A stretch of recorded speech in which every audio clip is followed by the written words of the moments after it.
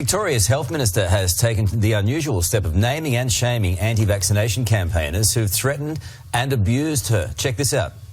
2 words, dirty dog. This one's from Carl. You should get all the poison vaccines the child get in one shot.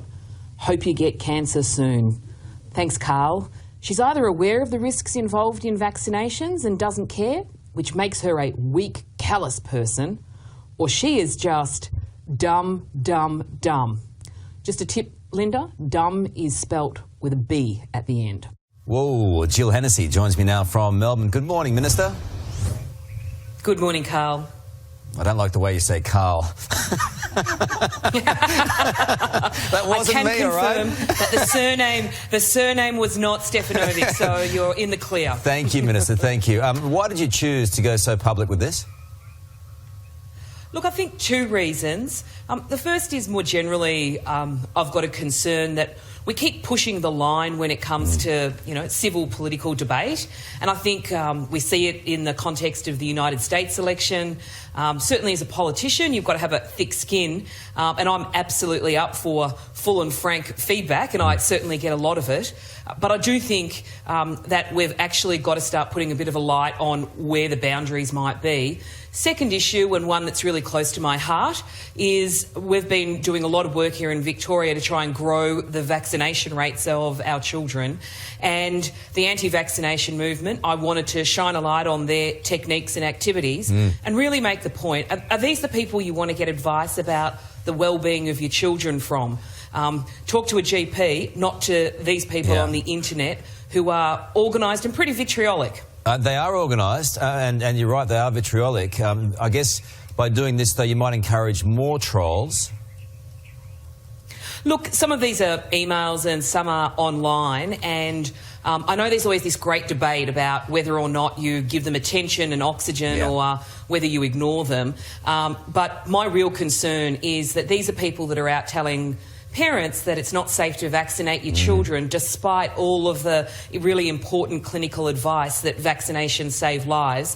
And I suppose I wanted to highlight the fact that don't take medical advice from people that behave in this kind of way, and to really send a message to these people that you won't stop people like me and all of the other wonderful people in our health system that are working so hard to grow vaccinations, who also are often the subject of abuse and attack as well. You've been threatened and abused in all kinds of hateful ways. Does it take its toll on you personally? Look, when you're the health minister, you certainly have days where things feel like they're pretty overwhelming. And, I must admit, I do have the occasional day where I think, what would it be like to sell thermomixers for a living?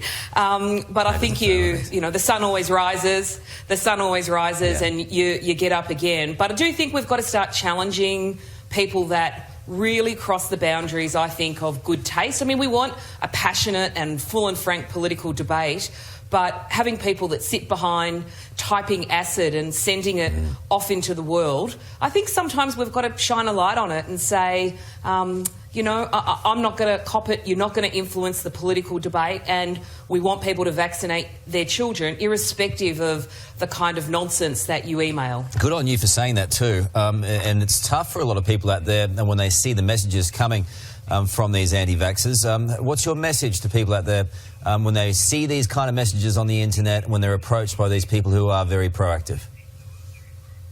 Look, take your medical advice from a GP.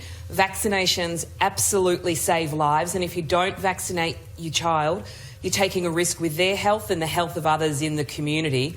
People that have a look at these messages they send to me. Is this really a credible source of medical information? Talk to your GP. Don't talk to people that are, really vitriolic people on the internet, and look after your children. Jill, when are you running for Premier? I'm not. I'm certainly the challenges of...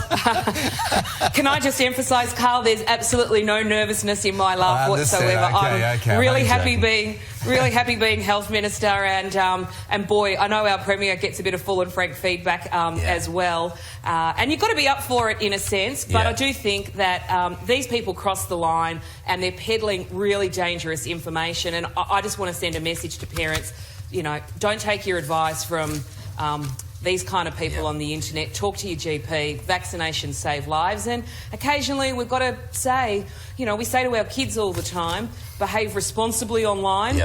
Yet many adults, I think, don't really walk the talk. And I'm going to keep highlighting where people are hypocritical about that. Good on you, Jill. Nice to talk to you. Cheers. Take care. Lovely to talk to you, It's a great Carl. Aussie kitchen behind it too, isn't it? Excellent.